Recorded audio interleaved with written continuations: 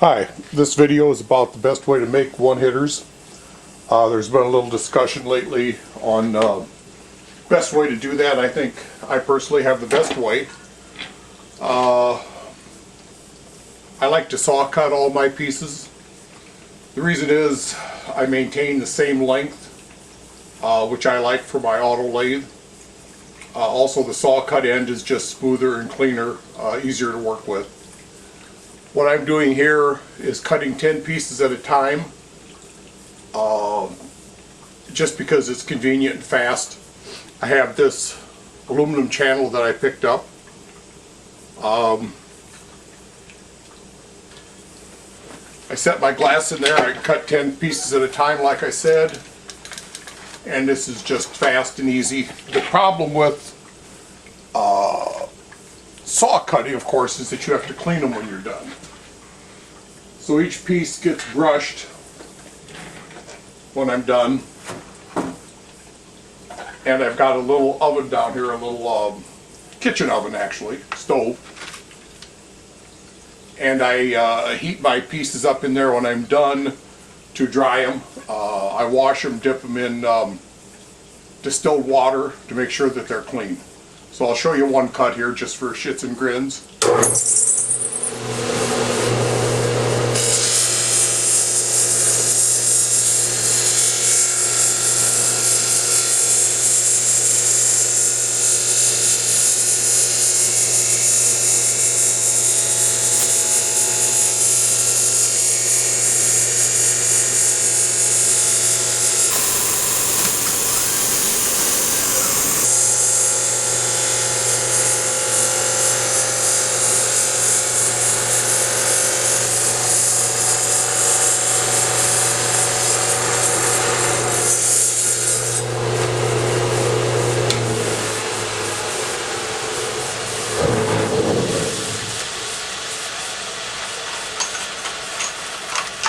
Of course, normally after one cut I don't shut the saw off, just keep running and cut the whole bunch of lengths. Like I said, the advantage is they're all the same length when I'm done, which is important to me. Disadvantage is you have to wash them all and dry them, but that's just part of the game, I guess. Okay, next step will be, after I get this done, I'll take you out to my lathe house and show you how I do my polishing and put my restriction in the other end.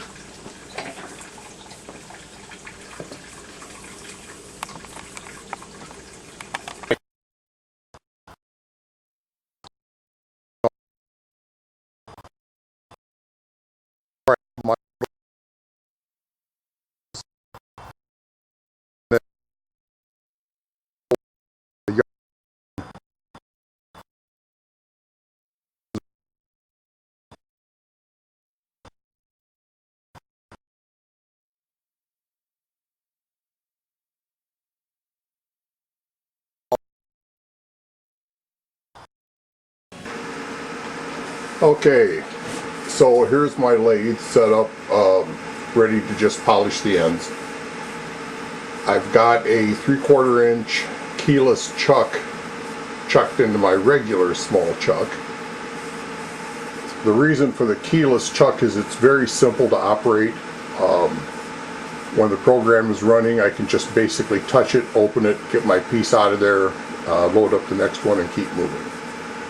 The burner is just a simple 2-burner single jet fire. As you can tell, it's been used for quartz quite a bit, so it's got a lot of silica on it. Got my XY mounted to my tailstock, simply as a method of holding my 1/4 inch stainless rod there. That piece of stainless rod, I've turned it down to 5 millimeters on the end here. What I do is I polish my parts down to a 5 millimeter hole. My customers seem to like that. Rather than having a big open hole in the end, they like the little 5 millimeter or the smaller 5 millimeter hole. So I make them all that way. Very consistent. Another thing I like about this particular chuck is when I cut my parts, when I wet saw them, they're all the same length. I put them in here, they bottom out, and that is my stop, so that everyone is the same, so the automatic machine just works better when they're all the same length. So okay, I'm going to set this up and we'll polish them. Okay, I've taped a didymium lens on there so that you can see what's going on in the fire.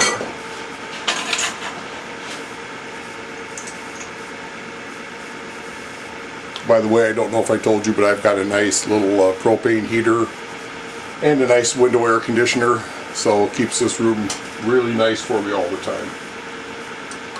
Just started the lathe, started to hit start button. There's a 7-second delay, and you'll see as it goes on why I have that. Burner comes in, heats the end up.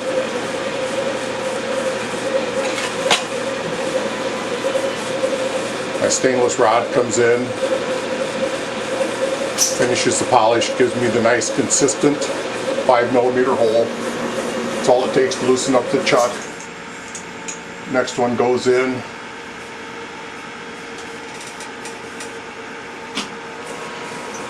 That was that 7-second delay that gives me 7 seconds to load and unload. This lathe will sit here and run as long as I feel like letting it run. It'll just keep repeating the same program over and over and over.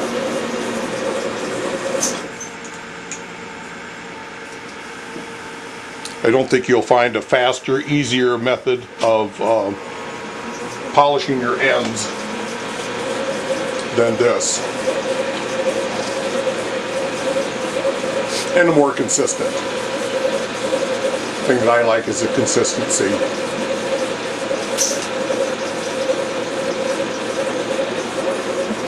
Just a quick touch is all it takes to loosen that chuck up. I'll see if I can zoom you in here for a real close view. Let's see.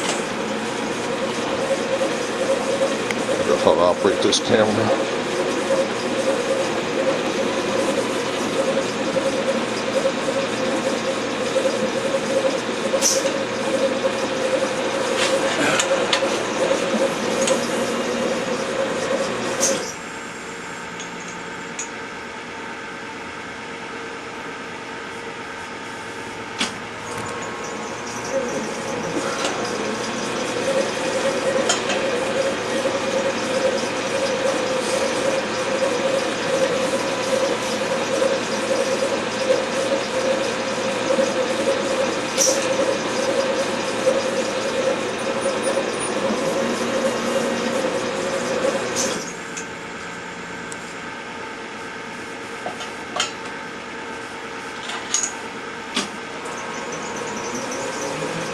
I've also got a TV in here and a computer, so if I want to watch YouTube videos, I got movies, and this is just boring.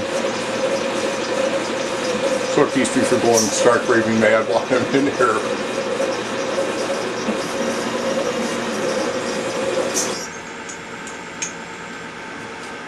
Okay, anyway, you get the general idea. So this will be the last one. Next thing we'll do is put the restriction in, polish the end, and then put the restriction in.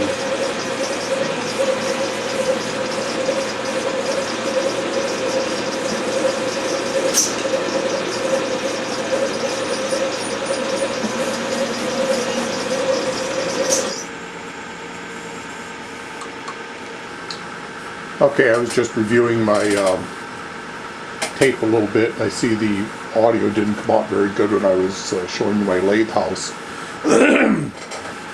Lathe house, this lathe house is about a 10 by 12, just a yard barn.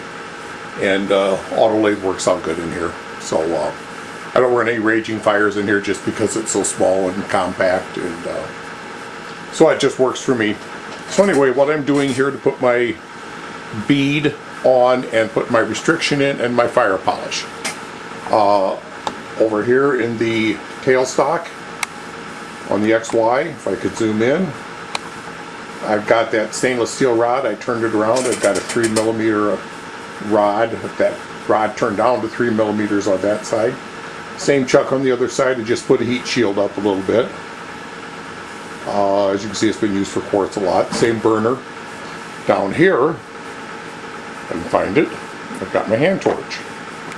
I've just got that screwed into a chunk of, I think that's 2x8. That burner comes on at the same time my 2 burner comes on. And I put my bead on while the next tube is running, putting the restriction in and all that. So there's really no waste of time. I'm really killing 2 birds with 1 stone. It's just the way I like to do it. So, okay, I'm going to back this camera up and I'll show you what's going on here. Okay, got you zoomed in nice and close. Show you what goes on in here.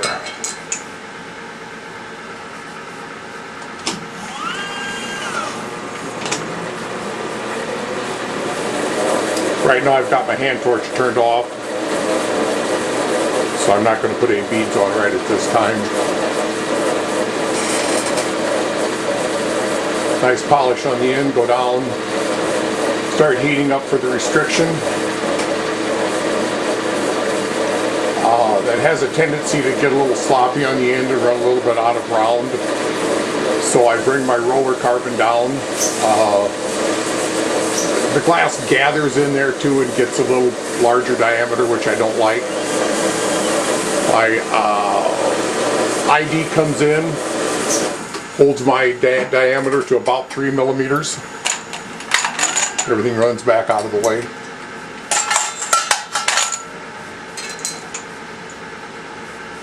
I check all of these with I got a little ID gauge. It's a go, no go gauge. I think it's 2.7, 3.3, 3.4, something like that. And I try to hold all of them to that ID so they're all consistent. When you're doing this with a drill or you're just using a lathe or you're doing them by hand, unless you size everyone, they're just simply not going to be consistent. And I don't know if most people do that. That's why, arguably, I think I make the best, fastest one-hitters out there. Certainly the most consistent.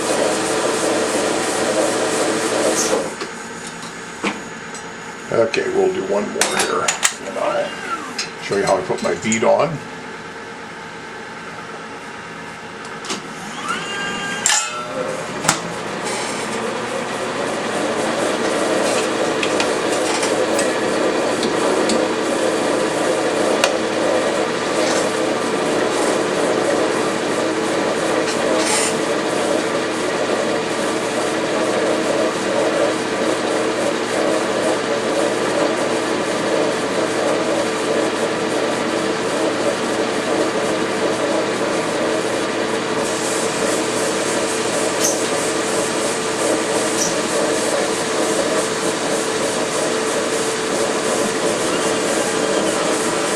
So I've got everything sort of timed just right. The roller carbon comes down, actually the burner shuts off, and then the ID carbon, or the ID rod, comes in while that is still pushing that glass down. The fire's off. All it does is just holds the inside where it's supposed to be, then gets out of the way. Timing in a lathe like this is very important, so everything happens when it's supposed to. Okay, I've moved the camera back. I'll show you how I put my restriction in. Turn the outputs back on for the hand torch. Take that piece out. Chuck up the other one. Start button. Of course, this piece is hot enough so you don't have to worry about fire checking it or doing anything stupid to it or preheating it or anything like that. All you do is just put your restriction on, melt it in good, or your bead, I'm sorry. I warm it up a little bit all the way around just to make sure it's warmed up. Don't know what you can see there.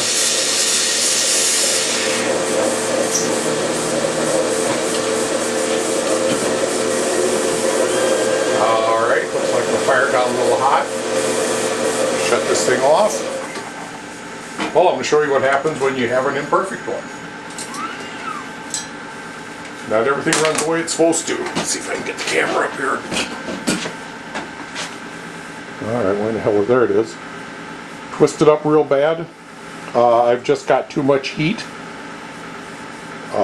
Automatic machines are great when they're set exactly perfect. This one is not. So give me a second, I'll change some settings. Okay, back at it. I took 2 seconds off of the weight that keeps that burner on. When you're first starting the machine up, and this is very common, not everything is warmed up and cycling properly. So you get some screw-ups. Not a big deal, you just make changes to fix it. Once it's up and running, it'll just keep doing the same thing hour after hour. As long as I can sit here and stand it.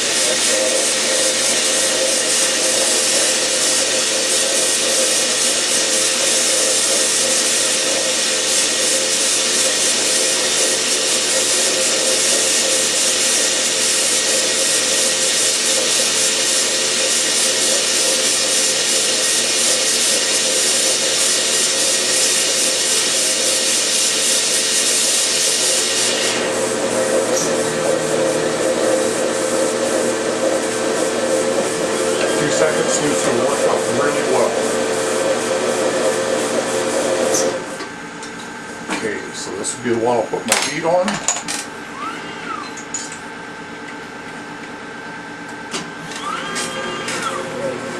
While that's running, sit down here, make my bead.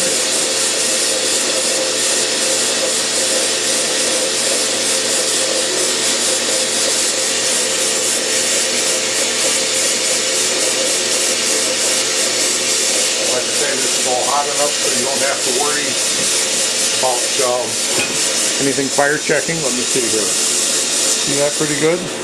Still hot. And I go through a pretty good annealing cycle. I run it up in about an hour and 15 minutes, I believe. I hold it at 1050 for apparently that one was heavy. Hold it at 1050, 30 minutes. I take a half hour, 30 minutes to cool it down to 950, where I hold it for 15 minutes. Take another half hour to cool it down to 850. Hold it there for 15 minutes again, and then you shut the oven off. I stack a lot of these in the oven when I run them. I want to make sure that everything gets annealed extremely good.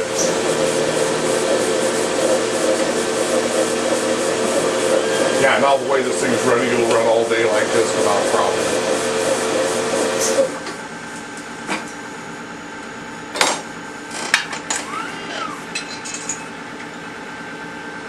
Okay, this will be the last one. I guess you'll get the idea.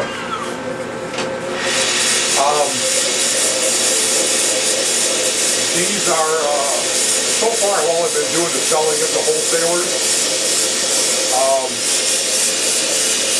But I'm going to open them up to the general public, put them on my website. You can buy onesie-twosies. You can get a discount. Check that torch off. You get a discount at 25, another discount at 100. And a bigger discount at $250.